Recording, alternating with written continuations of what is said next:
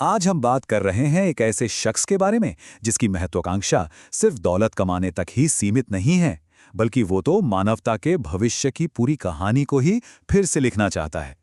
और ये जो लाइन है ना, ये सिर्फ एक परिचय नहीं है, ये उस विशाल सोच की नींव है जिसे हम आज समझने वाले हैं। जी हाँ, ये कहानी है इलॉन मस्क। जरा इस नंबर पर गौर कीजिए। साल 2026 में एलॉन मस्क की नेटवर्थ ने इस ऐतिहासिक आंकड़े को पार कर लिया। ये एक ऐसी संख्या है जो सोचकर ही दिमाग को हैरान कर देती है। लेकिन क्या ये सब सिर्फ पैसों का खेल है? यही वो सवाल है जो इस पूरी चर्चा को एक बिल्कुल नई दिशा देता है। हमें पैसों से परे जाकर उनके असली मकसद को देखना होगा। तो ये सब शुरू कहाँ से होता है? चलिए इस शख्सियत को थोड़ा और करीब से जानते हैं, जो आज दुनिया के सबसे शक्तिशाली और अमीर लोगों में गिने जाते हैं। देखिए, इलॉन मस्क की कंपनियां सिर्फ अलग अलग बिजनेस नहीं हैं। असल में वे एक बहुत बड़े और आपस में जुड़े हुए प्लान का हिस्सा हैं। देखिए, टेस्ला धरती पर सस्टेनेबल एनर्जी और एआई को आगे बढ़ा रही है, तो वहीं दूसरी तरफ स्पेसएक्स हमें दूसरे ग्रहों तक ले जाने का रास्ता बना रही है। XAI का लक्ष्य ब्रह्मांड के रहस्यों को समझना है और न्यूरालिंक इंसान और एआई के बीच की दूरी को मिटा रहा है। जरा सोचकर देखिए, टेस्ला की बैटरी टेक्नोलॉजी मार्स पर बसाई जाने वाली कॉलोनियों को पावर दे सकती है, और स्पेसएक्स के स्टारलिंक सैटेलाइट्स अंतरिक्ष में बने एआई डेटा सेंटर्स को इंटरनेट। ये सब मिलकर भविष्य का एक पूरा इकोसिस्टम तैयार करते हैं। साल 2026 में एक बहुत बड़ा कदम उठाया गया। स्पेसएक्स और XAI का विलय हो गया। ये सिर्फ एक बिजनेस डील नहीं थी, नहीं, ये तो अंतरिक्ष और एआई यानी दो सबसे शक्तिशाली टेक्नोलॉजीज को एक साथ लाने की एक बहुत अहम रणनीति थी। और इस विलय के बाद ही मस्क के सबसे नए और शायद सबसे महत्वाकांक्षी प्रोजेक्ट सामने आए। मस्क की जो एआई कंपनी है XAI, उसका लक्ष्य सिर्फ एक स्मार्ट चैटबॉट बनाना नहीं है। इसका मिशन बहुत गहरा है, ब्रह्मांड को समझना और एक ऐसा एआई बनाना जो इंसानियत के लिए फायदेमंद हो। और इसी मिशन को आसमान की बुलंदियों तक ले जाता है प्रोजेक्ट टेराफैब।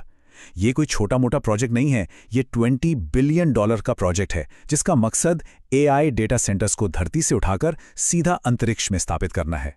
और लक्ष्य है सालाना 1 टेरावाट कंप्यूटिंग पावर हासिल करना, एक ऐसी शक्ति जो आज के सबसे बड़े सुपर कंप्यूटर से भी कई गुना ज्यादा होगी। इस प्रोजेक्ट का मतलब बिल्कुल साफ है, एआई के विकास की अब कोई सीमा नहीं होगी।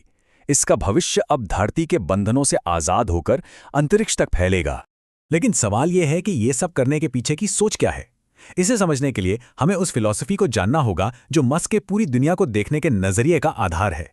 इसे समझने के लिए हमें कार्डाशेव स्केल को जानना होगा। ये स्केल किसी भी सभ्यता के विकास को ऊर्जा के इस्तेमाल के आधार पर मापता है।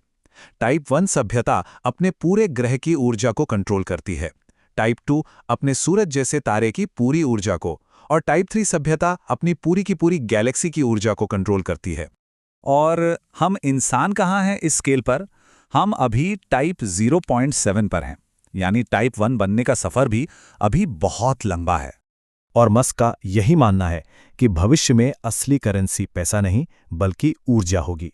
जिसके पास ऊर्जा का नियंत्रण होगा वही सभ्यता के विकास को दिशा देगा। तो इन सब टुकड़ों को जब हम जोड़ते हैं तो तस्वीर क्या बनती है? मस्क का असली लक्ष्य आखिर है क्या?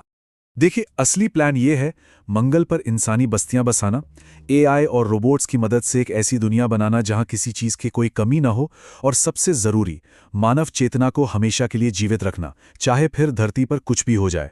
संक्षेप में कहें तो मस्क का अंतिम लक्ष्य मानवता को टाइप 0.7 से टाइप 1 और फिर टाइप 2 सभ्यता की ओर ले जाना है। एक ऐसा भविष्य जहां हमारी पहुंच सिर्फ एक ग्रह तक सीमित ना हो। लेकिन इस विशाल सपने के दो पहलू हैं। क्या ये मानवता के लिए एक सुनहरा अवसर है या फिर एक अनजाना खतरा? एक तरफ कुछ लोग मानते हैं कि मस्क एक जीनियस हैं जो मानवता के अस्तित्व के लिए जरूरी भविष्य बना रहे हैं और उनकी टेक्नोलॉजी प्रगति को तेज कर रही है। वहीं दूसरी तरफ चिंता ये भी है कि इतनी ज्यादा शक्ति और महत्वाकांक्षा बहुत जोखिम भरी है, और अगर एडवांस्ड एआई कंट्रोल से बाहर हो गया तो क्या होगा?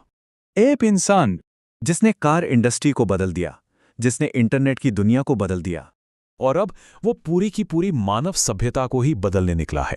तो आखिर में सवाल ये नहीं है कि इलॉन मस्क अगला कदम क्या उठाएंगे। असली सवाल अब ये है कि क्या हम उस भविष्य के लिए तैयार हैं जिसे वो बना रहे हैं।